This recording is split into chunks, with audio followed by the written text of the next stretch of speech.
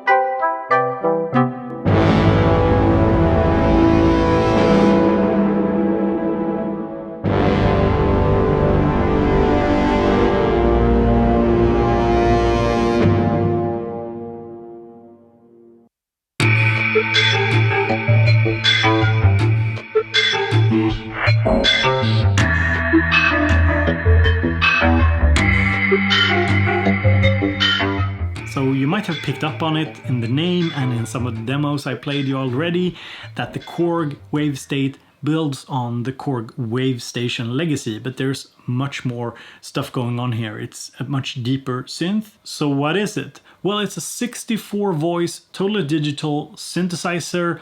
It has 4 individual parts, 14 simultaneous effects, so some of them are inserts, and we have master reverb and master EQ, and it's very complex, but it's not that hard to use, which I hope to show you in the video here. And with this sound engine, you can create some super complex moving pads, you can create string, orchestral, ensemble type stuff, but you can also do standard sounds like pianos, brass, guitar, synth sounds, pretty much everything in between that. So let's have another listen.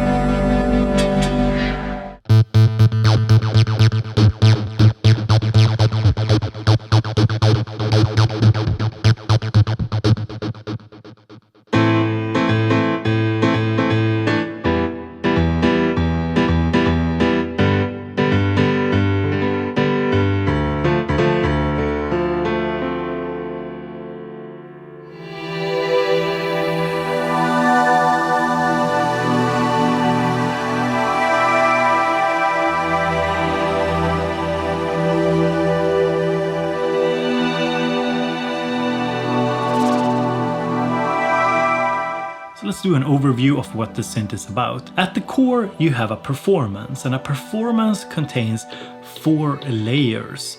A layer is basically a sound. You can think of them as 4 parts. So there's 4 parts to the sound, and each of these 4 parts have wave sequencer lanes, because we have a wave sequencer. Each of these lanes represent a different sequencer, you could say, with different step lengths and start and stop and so on. So the Wavestate is sample based. You can load different high quality samples like pianos.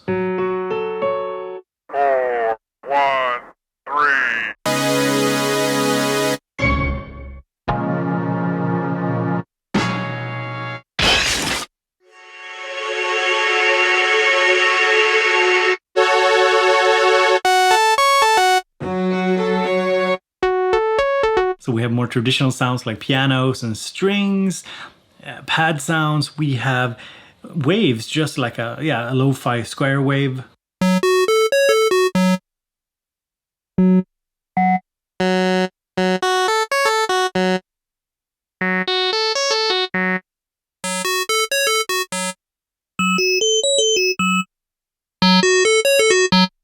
So the sample makes up the sound, but it's much deeper than that. So if we listen to a sound like this, for example,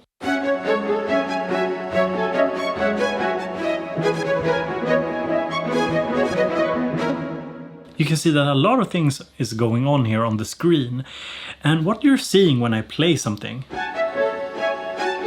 is the wave sequencer moving through the steps of the individual wave sequencer lanes. So we have a master lane, we have timing, we have a sample lane where you can set up individual samples per step. So for this patch in particular, I can go to step 1 here. I can see that it's a cello. Step 2, here's a cello. 3 is some kind of tremolo string ensemble. Then we have more cellos with tremolo. We have some more cellos and so on. So we can have different sounds per step. So you can think of these lanes as individual sequencer channels, and when I play something, you can see them moving here. And they can have different start and ends, they can have different loop points, they can even go at different speeds, and so on. There's a ton of depth here to this sequencer. And these sequencer lanes are also individual per layer. So what you're hearing with this preset in particular is not an arpeggiator. The arpeggiator is actually turned off. It's just different sequences affecting the sample, the pitch, the shape, the gate, and so on per step, creating an interesting sequence, basically. Another really cool thing with these sequencer lanes is that they can also be modulated by, for example, an LFO or using the mod knobs. So let me pull up another preset here just to show you what that's about. So here we have the preset Darbo's Jig.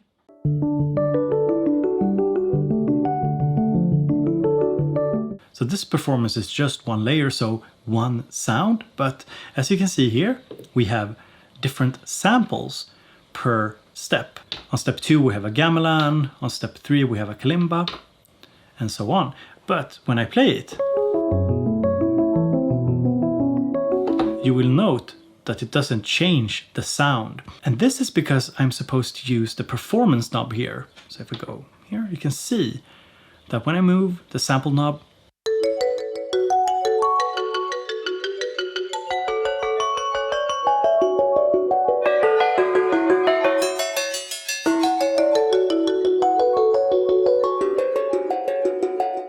you can see how it changes the sound because we have 16 different samples allocated on the 16 steps.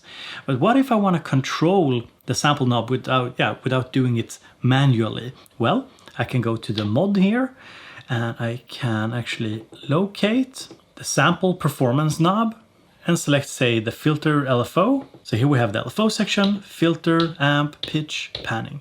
Now under filter, let's turn off the tempo sync. Let's set the frequency, the speed here somewhere. Let's increase the intensity. And now we should be seeing changes.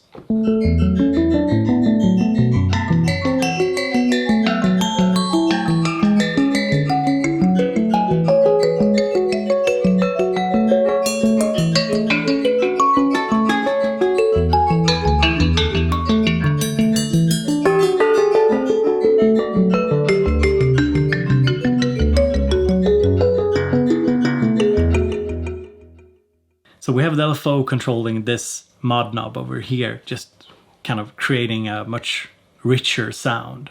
And if you don't want to use the wave sequencer, you can just create a single multi-sampled sound. So for example,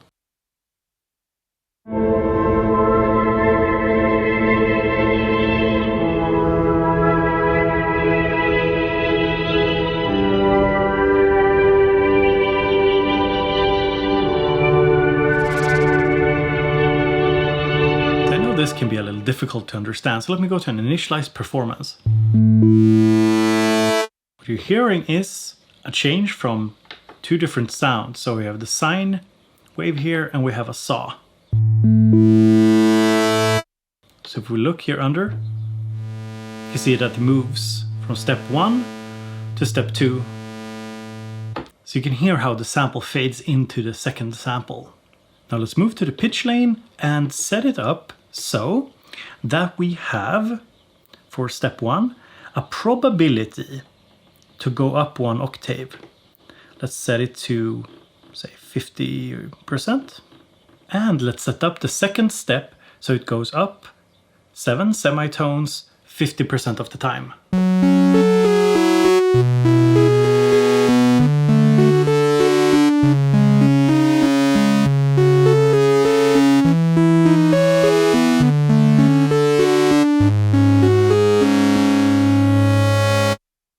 So we have two different sequences running, one controlling the sample and one controlling the pitch, and the pitch is also probability based. Another cool feature is that if we don't want to set up our own lane, our own sequence, we can go to timing here, for example, and I've just selected a preset. So you can save a sequence as a preset. So this one's called Ocean Pad, and you can hear what it does to the sound.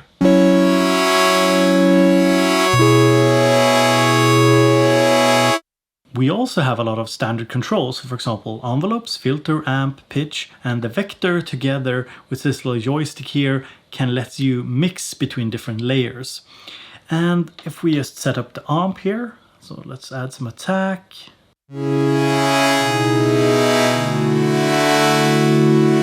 We also have multiple filters, so we have the Poly6, the MS-20, high pass, and more. So let's use the MS-20 here, for example. And let's set up a filter envelope as well.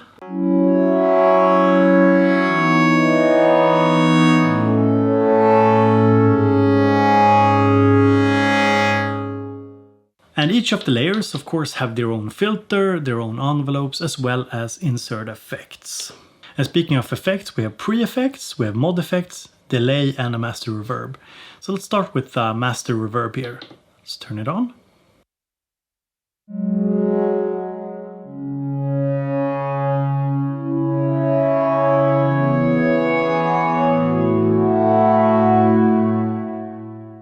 And we can add some pre-effects. So there's multiple types. So for example, compressor, EQ, ring modulator, tremolo, and so wave shaper, for example. And we can add some chorus, and let's add a delay as well.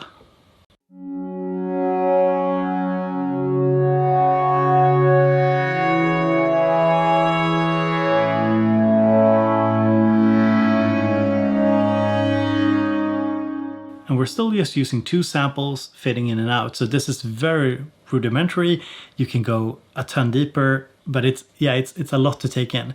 Now, we can also randomize stuff. So for example, if I want to randomize, I can press random here. So I can randomize a bunch of different things, the performance, different layers, program, mod knobs, arpeggiator, wave sequence. Let's turn on layer B here, and let's use the randomize function to randomize layer B.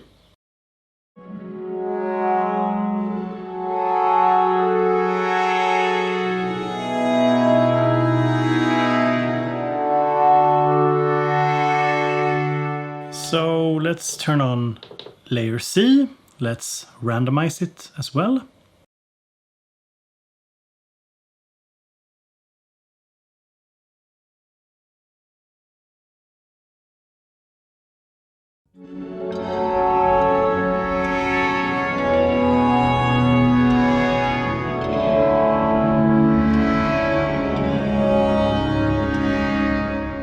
So here I have 3 layers, 2 of them is randomized and 1 I created myself. And yeah, it just goes to show that randomization, especially if you don't randomize an entire layer like I did, can be very, very powerful to access a lot of the synth's potential.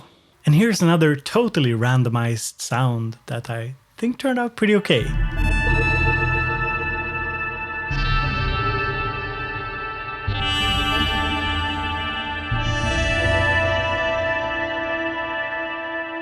So the basic idea of this synth is that you utilize these lanes to create very organic movements between different sounds, rhythmic changes, and so on.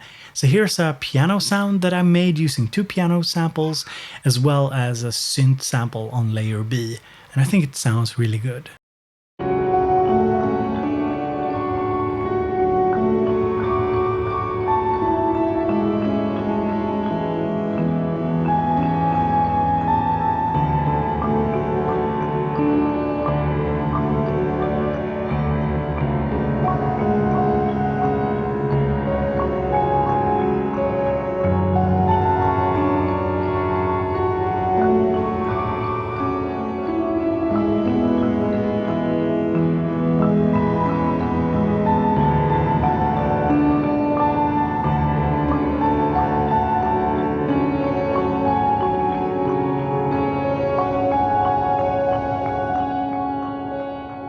So to summarize, we have 4 parts, different layers. Each layer has its own wave sequencer with different wave sequencer lanes that can control stuff like sample per step, pitch per step, and so on. So you can create very complex sequences. You also have control over those sequences using the performance and mod knobs. We also have an arpeggiator. You have different filter types, envelopes, LFOs. We have insert effects and master effects, as well as a ton of deep customization that I won't go over in this video. There's just so much going on. I barely scratched the surface of what it's capable of. So let's listen to some more demos, because I think it's the best way to kind of show off how powerful it is.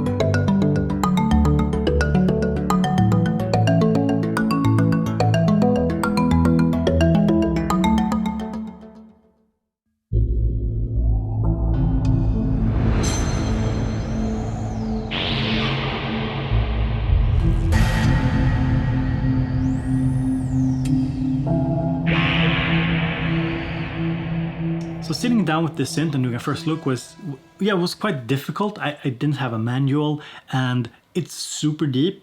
A lot of what I've showed you is just scratching the surface, and it's a little bit like learning an electron synth. You have to understand its internal logic, but once you do, everything is very smooth, very easy to set up. I really like the menu system. It's very easy to get under the hood and doing changes. You even have like a very practical way to look at the CPU usage, the number of voices you're using. So all of that is very nice and very well made, actually. Now lastly in this video, I just want to touch a little bit on alternatives, because sometimes that can help you understand a synth. So looking at the price, you might say, and how it looks, you might say like, oh, Minilogue XD, is that an alternative? The Modal Argon 8 maybe, is that an alternative? And the answer is no, those are completely different synths.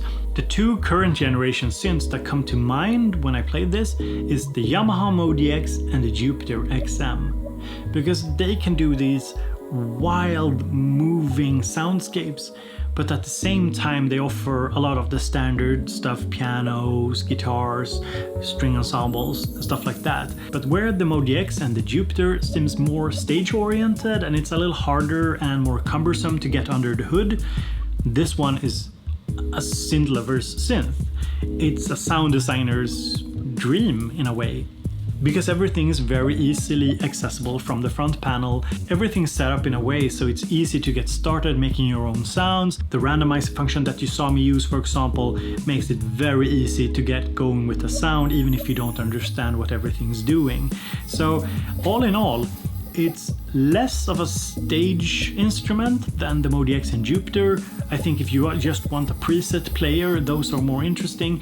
But if you want something for sound design, for making really interesting, complex sounds and patches, this is very interesting. But it's also a little bit more inaccessible than something like a Minilogue, because the Minilogue is just easier to understand, easier to create your standard bread and butter sounds. And buying this just to play presets or standard sounds just seems a waste. The whole wave sequence aspect is where it's at.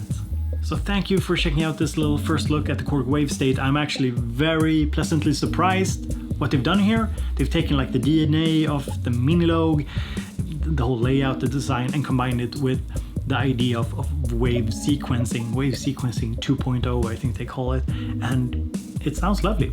It's very cool actually. So yeah, have a look around at other videos, read more about it, and let me know in the comments what you'd like to see from future videos about this synth. So thank you so much for being here. Have a great day. Talk to you later.